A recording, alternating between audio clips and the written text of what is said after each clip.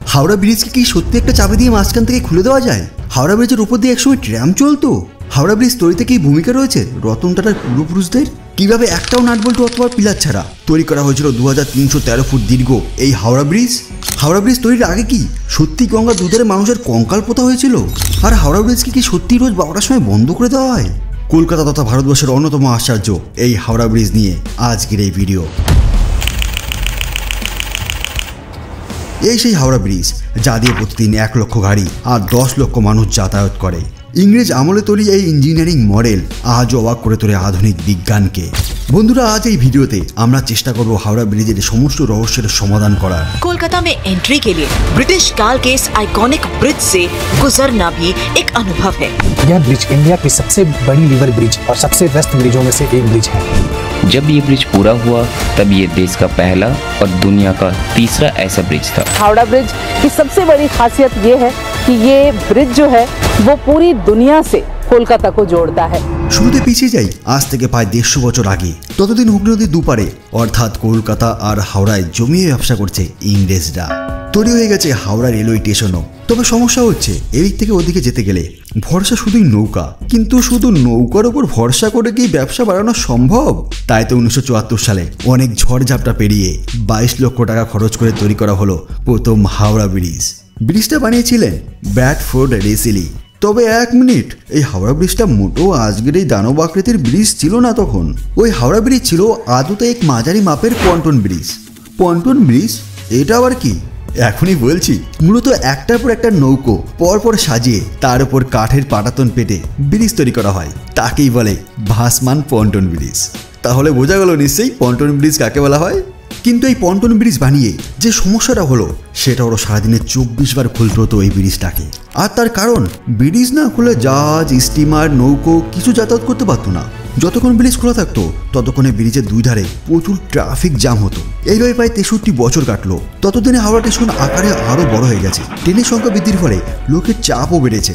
কিন্তু 1911 সালে নতুন হাওড়া ব্রিজ তৈরির কথা উঠলেও প্রথম বিশ্বযুদ্ধের জন্য সেটা পিছুতে চলে এলো 1937 সাল। ততদিনে হাওড়া ব্রিজ তৈরির পুরো ব্লুপ্রিন্ট ঝুঁকে নিয়েছিল ব্রিটিশরা।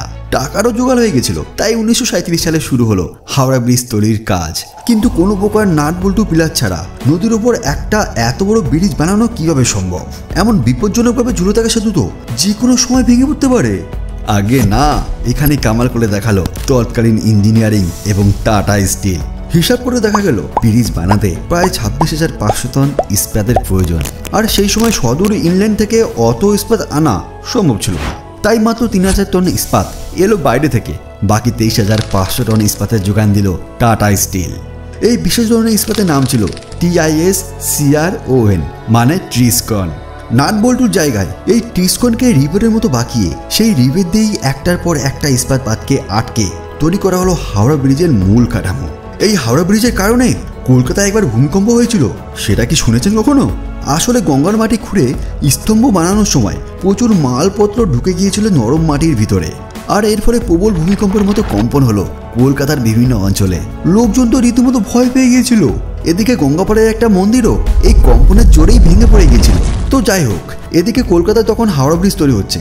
ঠিক তখনই সারা বিশ্ব জুড়ে চলছে দ্বিতীয় বিশ্বযুদ্ধ। জাপানের শত্রুপক্ষ ইংরেজ, তাই ইংরেজের ঘাঁটি তখন কলকাতা। তাই জাপানের যুদ্ধ বিমান মাঝে মধ্যে বোমা ফেলত কলকাতায়। এই সেই ভয়ানক সময় যখন জাপানিদের ভয়ে কালো রঙে মুড়ে ফেলা হয়েছিল সাদা পাথরের ভিক্টোরিয়া মেমোরিয়াল। সেই সময় নীরবে কাজ করে যাচ্ছিল the Brathwaite burn and Joseph construction কোম্পানির কর্মীরা। জাপানের নজর এড়িয়ে 1942 সালে তৈরি হয়ে গেছিল 269 ফুট উচ্চ, 71 ফুট চওড়া এবং 2313 ফুট দীর্ঘ এই হাওড়া ব্রিজ, যা আজও নদীর উপরে প্রায় 1500 ফুট এলাকা জুড়ে ঝুলে রয়েছে। সেই সময় এটা ইংরেজদের কাছে একটা বিরাট বড় সাফল্য ছিল। তৎকালীন পৃথিবীর 3য় বৃহত্তম ক্যান্টিলিভার ব্রিজ তৈরি করে ফেলেছিল তারা। কিন্তু জানলে চমকে যাবেন, এই ব্রিজ তৈরির খবর শুরুর দিকে তারা কোথাও জানাতে পারেনি। এমনকি 1943 সালে 23 ফেব্রুয়ারির মাঝরাতে কোনো রকম উদ্বোধনী অনুষ্ঠান ছাড়াই ভারতবর্ষ তথা পৃথিবীর বিখ্যাত এই হাওড়া ব্রিজটি সাধারণ মানুষের জন্য খুলে দেওয়া হয়। আসলে ব্রিটিশরা সত্যি জাপানিদের ভয়ে কাটা হয়েছিল। সেই সময় প্রায় 2.5 কোটি টাকা খরচ করে তৈরি করা হয়েছিল এই হাওড়া ব্রিজটি। যদি কোনোভাবে জাপানিদের কানে হাওড়া ব্রিজের খবর পৌঁছতো তাহলে 7 বছরের পরিশ্রম তারা কয়েক মুহূর্তের মধ্যে ধূলিসাৎ করে দিত। কিন্তু ইংরেজরা কিভাবে হাওড়া ব্রিজকে গোটা দুনিয়া থেকে লুকিয়ে রেখেছিল সেটা সত্যি একটা রহস্য। তাই কখনো যদি হাওড়া ব্রিজ তৈরির কাহিনী নিয়ে সিনেমা হয় তাহলে সেই সিনেমা ব্লকবাস্টার হিট হতে বাধ্য বন্ধুরা। এইবার আসে হাওড়া ব্রিজ নিয়ে দানা মধ্যে থাকা কিছু কৌতূহল ও রহস্য নিয়ে। বলা হয় হাওড়া ব্রিজের ওপর দিয়ে নাকি একসময় ট্রাম চলতো। হ্যাঁ, এটা ঠিক কথা। হাওড়া ব্রিজের ওপর দিয়ে প্রথম যে যানটি চলেছিল সেটা একটা যাত্রীবিহীন এক কামরার ট্রাম ছিল। 1993 সাল অবধি হাওড়া ব্রিজের ওপর দিয়ে ট্রাম চলত, কিন্তু তারপর সেতুর উপর চাপ বাড়তে থাকায় বন্ধ করে দেওয়া হয় ট্রাম সার্ভিস। হাওড়া ব্রিজ নিয়ে আরেকটা রহস্য রয়েছে, এই ব্রিজটা নাকি একটা চাবির সাহায্যে দুভাগে খুলে দেওয়া যায়। আগে না, কোনো রহস্যজনক চাবি দিয়ে এই ব্রিজটাকে খোলা যায় না। ব্রিজের নিচ দিয়ে জাহাজ চলাচলের জন্য যথেষ্ট জায়গা রয়েছে, তাই এই দাবি সম্পূর্ণ ভিত্তিহীন। এমনি আরেকটা ভিত্তিহীন গুজব রয়েছে, হাওড়া ব্রিজ তৈরির আগে নাকি কোনো এক তান্ত্রিকের নির্দেশে প্রায় 100 জন মানুষের নরবলি দেওয়া হয়েছিল, আর তাদের দেহ নাকি পুঁতে দেওয়া হয়েছিল গঙ্গার দুধারে মাটিতে। আর এই প্রক্রিয়ার জন্যই নাকি আজ পর্যন্ত ভূমিকম্প, সাইক্লোন কিংবা জাহাজের ধাক্কা সামলেও মাথা উঁচু করে দাঁড়িয়ে আছে আমাদের হাওড়া ব্রিজ। এবারও আপনাদের নিরাশ করি না, হাওড়া ব্রিজ দাঁড়িয়ে রয়েছে উন্নত ইঞ্জিনিয়ারিং আর টাটা স্টিলের মজবুতির দৌলতে। এর বাইরে আর কোনো রহস্য নেই। তাই হাওড়া ব্রিজ নিয়ে এইসব আজে বাজে কথা একদম বিশ্বাস করবেন না। আরও একটা গুজব রয়েছে হাওড়া ব্রিজকে নিয়ে।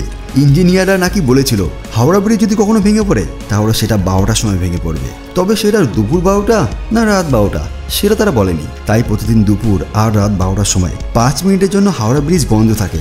এই তথ্যও সম্পূর্ণ ভুল। আজ অবধি কখনো 12টা বাজলে ব্রিজ বন্ধ থাকেনি। এই হাওড়া ব্রিজের আরেকটা নাম কিন্তু রবীন্দ্র সেতু। 1961 সালে রবীন্দ্রনাথ ঠাকুরের জন্মশতবার্ষিকী উপলক্ষে এই সেতুর নাম পরিবর্তন করে রবিগুরুর নামে নামাঙ্কিত করার প্রস্তাব রাখা হয়। তার ঠিক 4 বছর পর 1965 সালের 4 জুন আনুষ্ঠানিকভাবেই এই ব্রিজটির নাম রাখা হয় রবীন্দ্র সেতু। তবে লোকমুখে এখনও এটা হাওড়া ব্রিজ নামেই বেশি পরিচিত। হলিউড, বলিউড, টলিউড এবং সাউথ ইন্ডিয়ান ফিল্ম নিয়ে প্রায় 70টারও বেশি সিনেমায় হাওড়া ব্রিজকে দেখা গেছে নানাভাবে। সিনেমায় শহর কলকাতাকে দেখালে হাওড়া ব্রিজকে দেখানো হবেই। 2014 সালে শেষবার এই ব্রিজটাকে রং করা হয়েছিল 26,000 লিটার সীসাবিহীন রং দিয়ে। গোটা ব্রিজটাকে রাঙিয়ে তুলতে প্রায় 7.5 মাস সময় লেগেছিল। 2006 সালে প্রথম এই হাওড়া ব্রিজটাকে আলোকিত করা হয়। বর্তমান রাতে কলকাতায় LED আলোয় আলোকিত এই হাওড়া ব্রিজ মানুষের কাছে এক অন্যতম আকর্ষণ। এখন প্রতি বছর প্রায় 5 থেকে 7 কোটি টাকা খরচ হয় এই সেতুটাকে মেনটেন করার জন্য। বন্ধুরা, ভিডিও শেষ করার আগে সবার কাছে একটা অনুরোধ, এই ব্রিজ দিয়ে যাতায়াতের সময় দয়া করে এই ব্রিজের উপরে পান খেয়ে বা গুটকা খেয়ে থুতু ফেলবেন না, এতে ব্রিজের মারাত্মক ক্ষতি হয়। সেতু থামের নিচে যে 5 মিলিমিটার গার্ড ছিল সেটা আজ 3 মিলিমিটার হয়ে গেছে আপনাদের আশীর্বাদে। এই হাওড়া ব্রিজটি হলো আমাদের কাছে একটা গর্ব, তাই গর্বের এই ঐতিহ্যটাকে দয়া করে ময়লা করবেন না।